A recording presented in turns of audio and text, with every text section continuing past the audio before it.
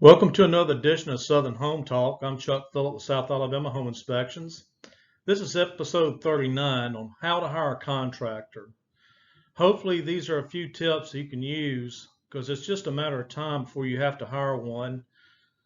Even I have to do that occasionally. And it's really important that you take the time to make sure that you get the right person for the right job because you can really get burned.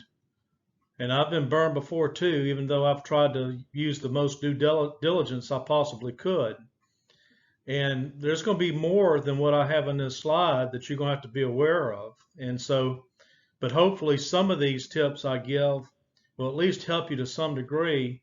And I highly advise that you expand past my slide presentation and look at other YouTube videos and maybe other blogs on what's the best way to hire the particular contractor you're looking for.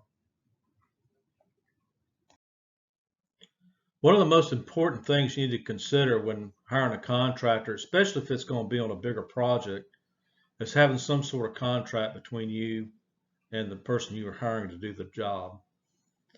And it needs to have a time frame built into it. Preferably a starting time and definitely an ending time. You always want to set a deadline in your contract because if you don't do that, theoretically, your project can go on forever because they're really not bound to anything to complete it. You also don't want to tell them that, and they may ask you this, well, how much money do you have budgeted for this particular project? And if you give them a number, well, you can bet that it's going to be close to the number you give them. So always keep that to yourself. Don't tell them that how much money you have budgeted for the particular project. You just tell them, well, right now, I'm just simply taking bids for the project. But you also, if they have a contract, you might want to read theirs pretty carefully before you proceed with them. They may have some language in that contract that allows them to carry on forever on your project as well too. So it kind of goes both ways. I mean, contracts are usually written for the person who wrote them. And so, you need to have one to protect you, and there's a chance they may have one to protect them, and you may be left, holding the bag in the end if the contract they have for you is unfavorable, for the situation you need to be in. So you got to watch out for that both ways. Anytime you're dealing with any contractors, it needs to be in writing, period. Maybe they don't want to, or maybe they don't even have contracts, or maybe you don't have the time to make one up, but at least needs to be in writing what's going to be provided and for how much. And you need to pin them down to a price too, because they can be kind of vague about what it's going to cost to do the project. And so if you start getting this vagueness, they can't really tell you how much it's going to cost to do that, then you probably need to find another contractor. But whoever you find, it should be in writing. And really, email is probably the better way to do this because I guess you could use text as well, but as long as it's in writing, at least there's not any argument over who said what. One of the two biggest things you never want to do with contractors is pay them cash and pay them any upfront money. Despite however much they're begging and pleading with you to do so, don't do it. And they'll tell you, well, if you'll pay me cash, this is going to save you a lot of money, or I need the cash because I got to pay my crews, or I need the cash so I can buy the materials. Well, I'll explain later on in the slide presentation why it's never a good idea to let the contractor buy the materials. It's always best that you do that. But not only that, but if you have a contractor that's needing this money up front, I have to question, what kind of contractor are you? You should have enough standing capital to pay your crews and even buy your materials. But most building supply companies, allow reputable contractors to have accounts there where they pay them at the end of every month. So, if he's having to pay the building supply company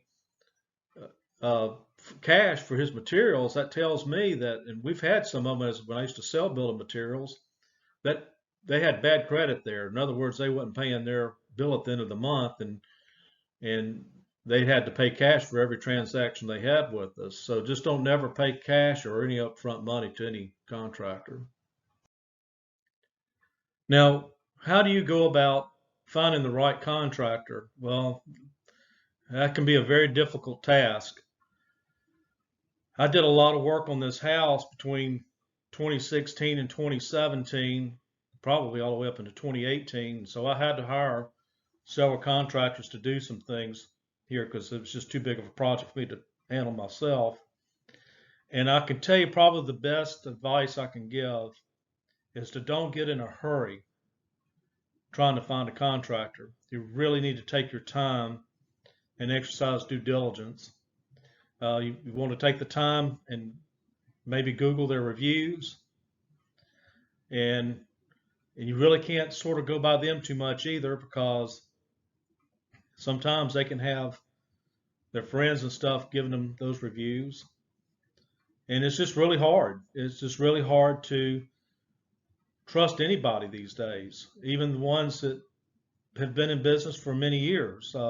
You just never know, when something could happen, and it might not be something fraudulent. It may be something they fell on a job and they're now out of business as a result of that, or there's all kinds of things that happen in life that can sidetrack whatever it is you're trying to get done.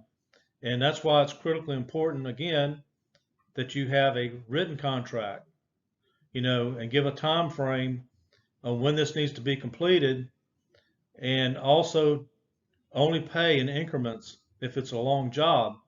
If this job is going to take them, say, a month and a half to do, then they do so much, you pay them a third, and they do so much again and pay them another third, and so on and so forth.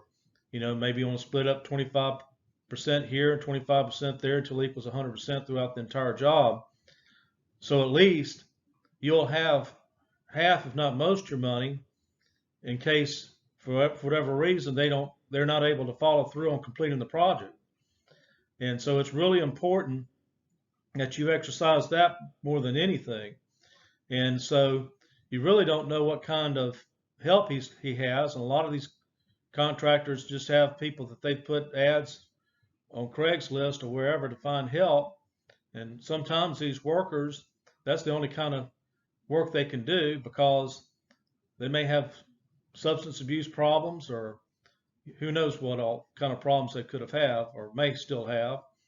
And so you really got to be careful and really take your time and just think it through very thoroughly. And also, I can tell you this, for the most part, your better contractors are not going to be the cheapest ones.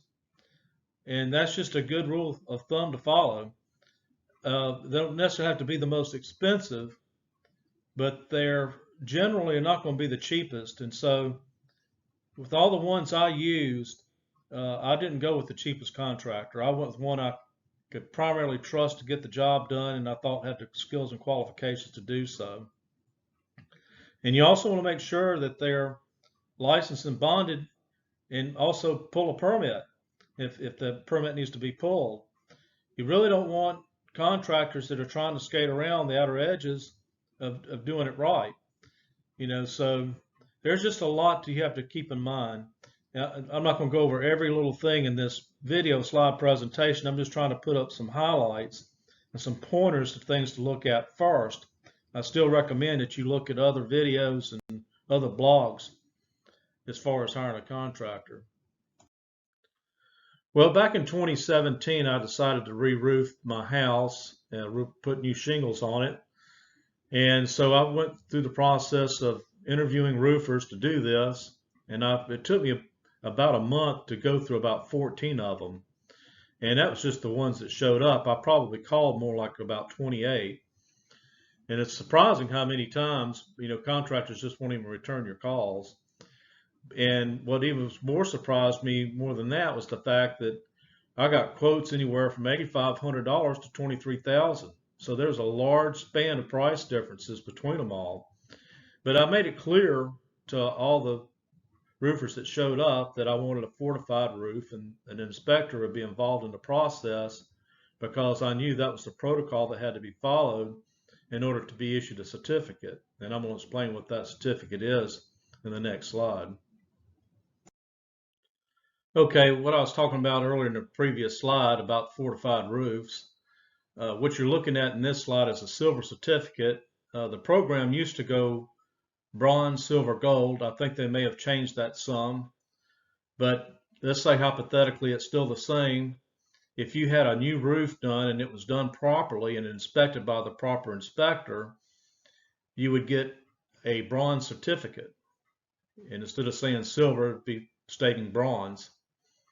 And it has to be done using the right protocol for getting a fortified roof completed. And that means hiring the inspector before the process even begins with the roofer. There's only certain inspectors that are qualified to come out and evaluate the roof and make sure it's done to the right specifications in order for a certificate to be issued. And this is where we really need to pay attention here. I know of several people who have bought houses and have even got their roofs redone thinking that they had it done to the fortified standard. Because what happened was when they were calling around for roofers, they were telling roofers, look, I want a fortified roof. Well, the roofers say, okay, sure, we can build you a fortified roof. But what they're not telling you is that in order for it to be certified fortified, an inspector has to be involved in that process. And so what's happening, they may even have a roof that's to fortification standards. But the only thing that matters in the end is the certificate. That's what the insurance company is going to want to see. And so this certificate can save you quite a bit of money on your insurance. And so it's really important that you follow the protocol in getting a fortified roof. And that involves the right inspector that has to be called up to be in the process from the beginning to end.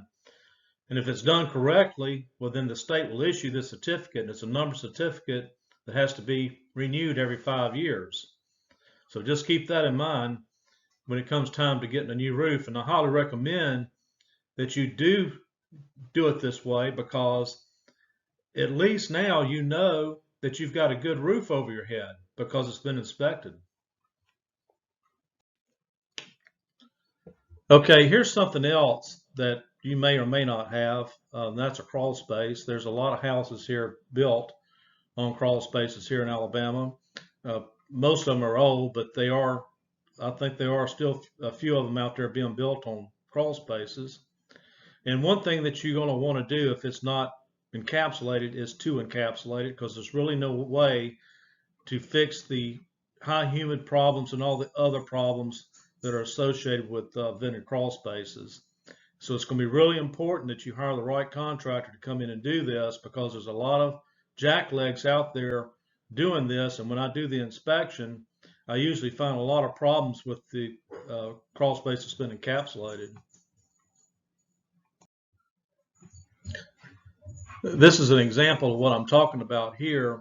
You can see this crawl space has been encapsulated, and they did a pretty good job as far as running the vapor barrier. They even got it running up the piers, but you can see all this water in the flooring here.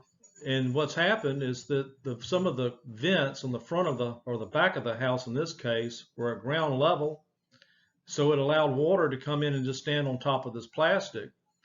Now they did have a sump pump on one end of the crawl space, which was not working at the time, and also had a dehumidifier that was also not working at the time. So there's no telling how long this problem's been going on down here. And so, you really got to be careful as far as hiring crawl space encapsulation companies. You need to make sure that they offer some sort of warranty for this work, because there's a chance you're probably going to have to lean on that warranty. And this is probably one scenario where I would probably want a crawl space contractor who's been in business for quite a few years. So hopefully they would still stay in business 3 or 4 years after I hired them to do this project. Sooner or later, you're probably going to have to call an electrician to come out to work on some sort of problem. And this is another area that you need to become basically familiar with. In fact, take the time to learn the basics of electrical systems of your house and how they work and how they perform, because chances are you might be able to save money without having to call one at all, especially if it's a trip breaker or if it's a ground fault receptacle that's tripped and you don't know how to reset it, or if it's one that's tripped on the other side of the house that's controlling outlets on the other side. These are calls that electricians get to come out to fix, and basically all they've done is reset a breaker or reset a GFCI receptacle somewhere in the house. And in the meantime, you've paid $150 for them to do that. So become familiar, educate yourself, and I understand where everybody wants to have their R&R and watch their favorite game shows at night or whatever it is. But there's a lot of YouTube videos out there on basic electrical systems, and there's books, and knowledge is savings. And so you can save a substantial amount of money just by getting general knowledge about these types of systems. One thing you can do to save you a lot of money is to try to learn how to do basic repairs. There's books out there. There's also many YouTube videos that are specific to these repairs, like this photograph on the left of a P-trap. And what happened here was a homeowner decided to use electrical tape to put around these joints to stop it from leaking, when really all that was needed was just to put the bushing there, and that would have fixed it. And these whole P-trap assemblies are less than $20, and they're not hard to install. So you got to get past the fear of, don't let this kind of stuff intimidate you. If it's a P-trap system like this, try to make an attempt at repairing it. You can always call a plumber, if you can't do it, or maybe you can get someone to come help you. But, these are relatively easy projects for a homeowner to do, and they're going to save you money in the long run from having to get a plumber out there, to do this for around $150. Who knows? Now, one thing you may want to hire a plumber to do is to come out and install a secondary cutoff valve to the house. And actually, I recommend you have several of them put in. That way you can isolate certain sections of the house. Because usually when the plumbing goes out, it's always at a bad time. It's either at midnight, you wake up and see water coming out of the ceiling, or it's on Thanksgiving Day. And of course, they're going to charge more money to come out on these emergency calls. Well, if you have your plumbing isolated with these different valves, you can shut one valve off that's creating the problem and still leave some water coming into the house to where you can actually quote out the repair. So this is real important to do, and it's just a matter of time before you do have a leak. It's just a matter of time before one happens.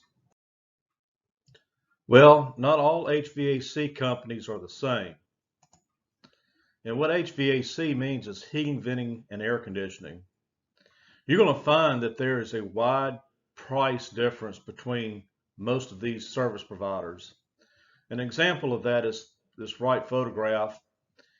I've got a mini split system in addition to the central system I have. And I purchased this system for the very reason of not having to have an emergency call to have this central system fixed when it goes out. And so anyway, I've been having a hard time to even get any of them to return my calls. And I got a guy that came out yesterday to give me a quote on replacing this head. They're relatively easy to install. And the quote was $900, which is ridiculous. It's like 3 times the amount of what it should cost to do this. And so that's the reason why I have 2 systems, is to try to eliminate the emergency need for an air conditioning contractor to come out to make an emergency repair. That can be quite expensive and probably can cost more than what these units cost. You can get these mini splits relatively cheap. They've come way down in price over the years. But I do recommend that if you do this, which I do recommend you do, that you have this also installed probably in the late fall, early spring, so you can get the best pricing on it. And also go with whatever unit that they're providing. If it's Mitsubishi, that's the one they service, that's the one you need to go with. I went with a Climb Air unit, which is out of Florida. They're really good, but I don't recommend you doing a Climb Air unless the company that you hire actually services that, because you're going to have a hard time finding someone that wants to come out to work on it. Okay, well, maybe it's time for you to get another driveway. And so what we're looking at in this left photograph is an asphalt driveway that needs repairing, if not replacing. But what you got to watch out for are these traveling asphalters, and they're very common. And what these guys do is they come into neighborhoods and they look for people with driveways like this, and then they'll say you happen to have one that's in bad shape or needs repair, and they'll come up and knock on your door and they'll say, look, we're just got finished with the job back here in the back of the neighborhood. We was leaving out, we saw your driveway, and we got another one we got to do tomorrow in here, and we figured maybe you'd like for us to do yours as well. And so you ask us, okay, well, how much would you charge me to resurface my driveway? And I said, well, I tell you what, since we're in the neighborhood and got another job in here tomorrow, we can do yours for $500. And you say, wow, that's a pretty good price.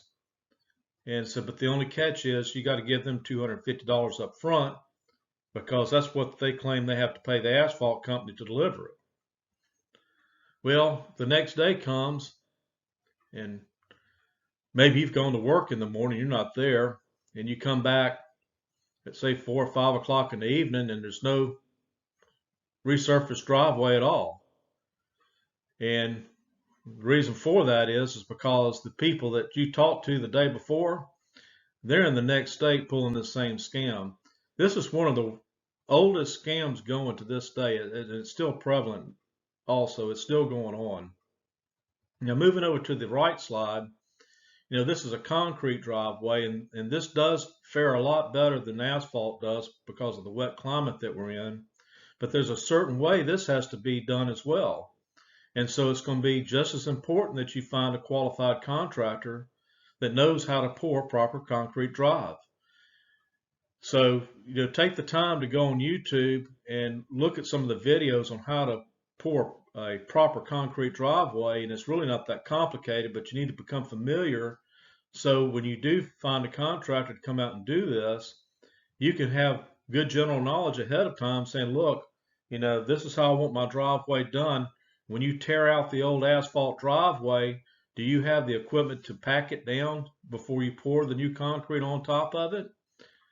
I also would like to have 3,000 PSI fiber mix concrete used as well. I also want expansion joints in the proper positions, so I won't have any problems with expansion. So if he kind of knows that, hey, I'm talking to someone that kind of knows what's going on, they're going to be more apt to do a good job. But really the better tack to take is to order the concrete yourself. That way you're getting a good product.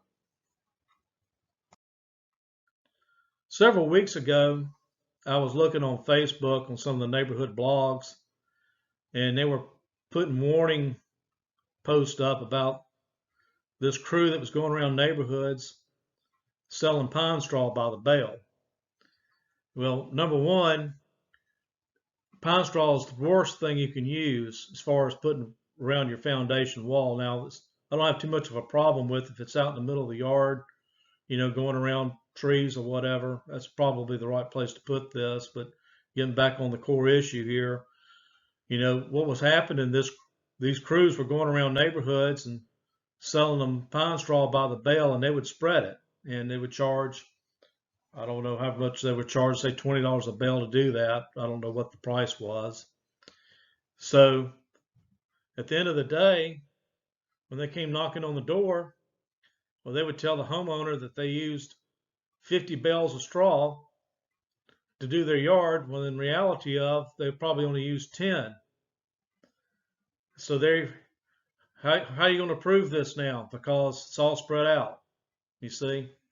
And so there was some people taken by that, and I don't know if what became of it. I never followed up on it, but you got to be careful. There's a bunch of people out there that are thinking of what the next scam can be as far as getting to your pocketbook.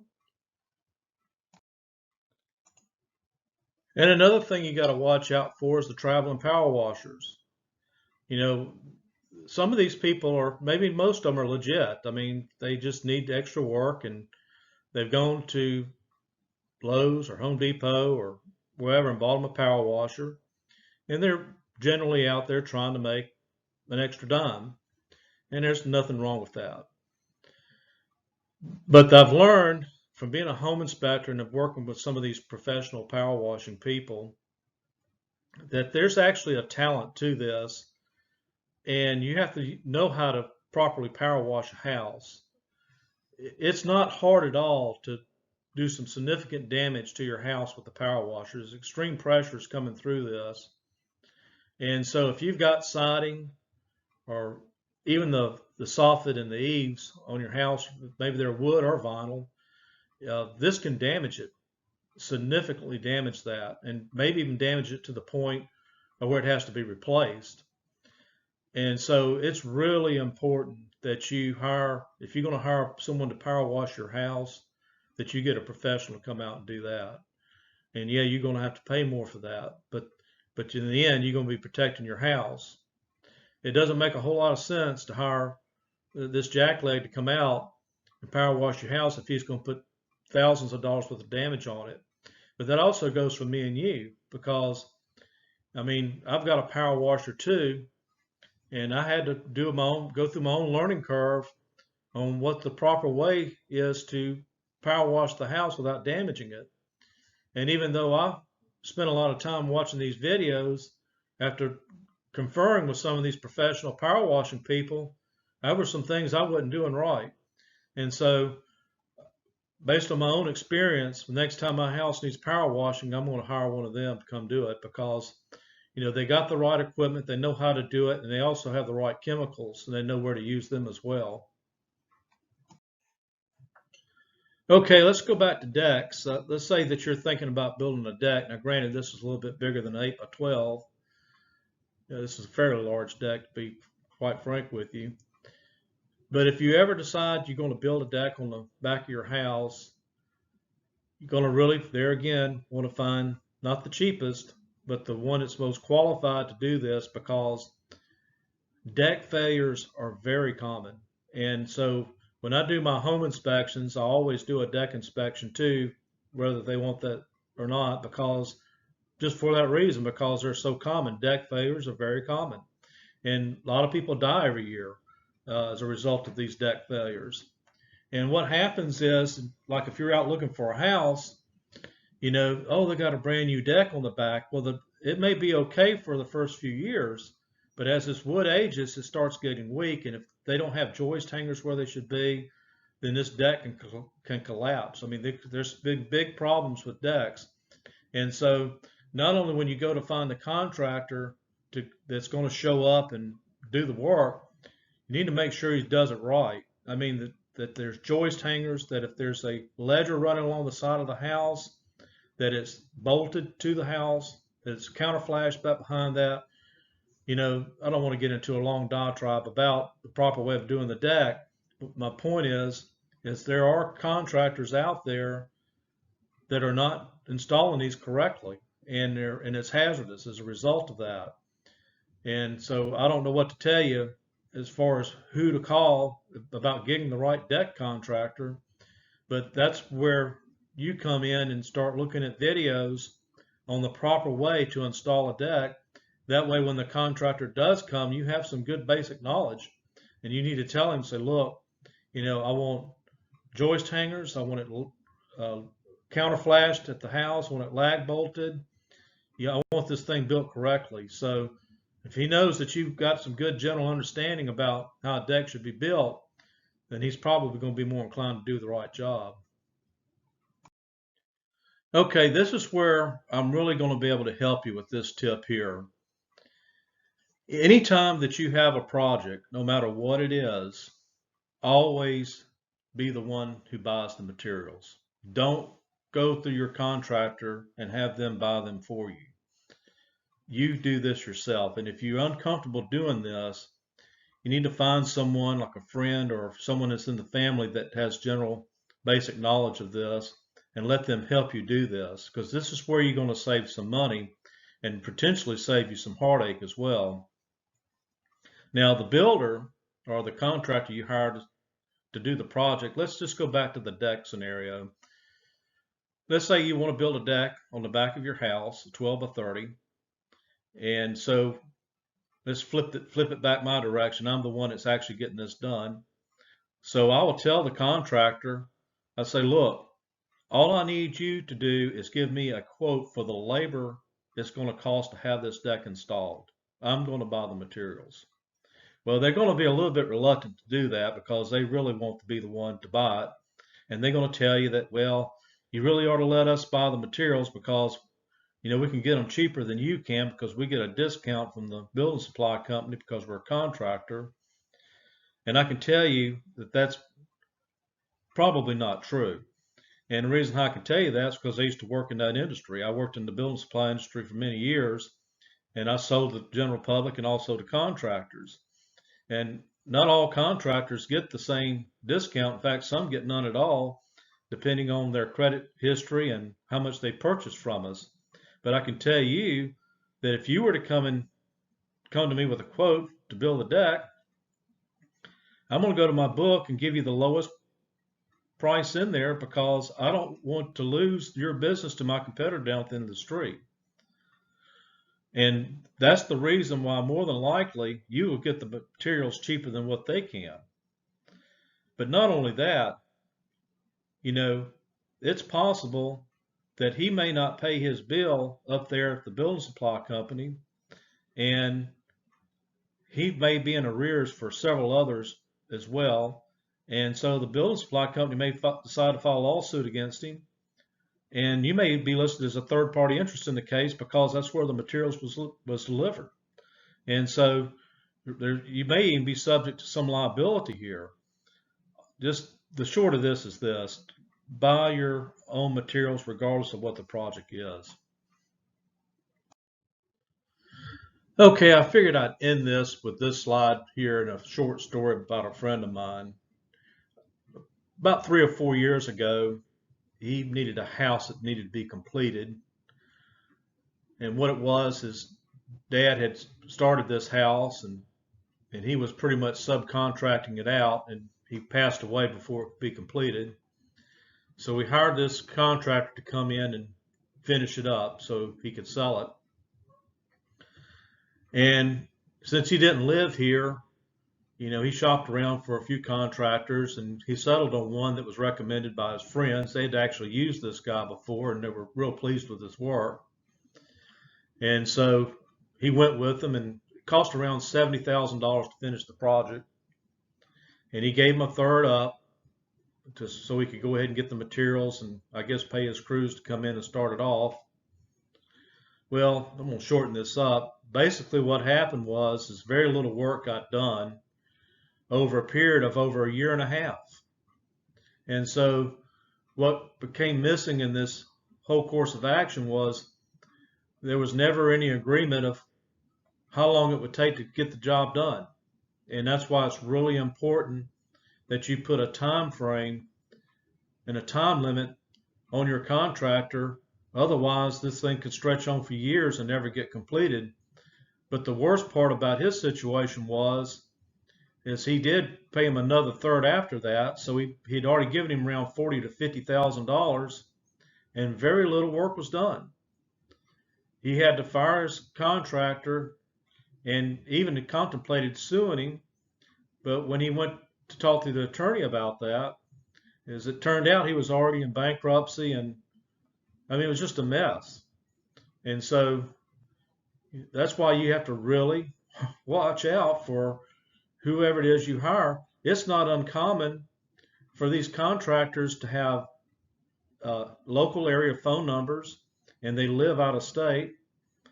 You need to be a little bit of a private detective when it comes to hiring some of these contractors and find out. You're going to have to find out where they live and you know, is their number legit? Is it someone else's phone number? I mean, this is the kind of sort of stuff that's going on, and it's sad to say, but that's just how it is. And even worse is some of these contractors have been in business for quite some time, because this guy was recommended by his friends. He'd done work for them. So, the best thing I could tell you is to do this. You're going to have to really stay on top of your project. You've got to bird dog it. You've got to have a basic understanding of what it is that needs to be done and how it's supposed to be done, so that you don't get taken. And I hope that some of the stuff in this slide presentation has helped you with that. But really, you're going to have to go and expand far beyond what I've brought out in this presentation, because there's so much other stuff that you need to know. And it just takes time to do that. But if you want to save money and protect yourself, that's just what you're going to have to do. You're just going to have to take the time so you can exercise the right due diligence. Well, thanks for taking the time to watch this video, and please subscribe to Southern Home Talk. We post new videos every week, and all our videos are focused to the issues we face here in the Deep South. And if you ever need a home inspector, please call South Alabama Home Inspections at 251-490-9892. We also do independent inspections as well, like crawl space, attic, roof. And we can also do general condition inspections, which we recommend that every homeowner do at least once a year or once every 2 years at the most. Thanks again.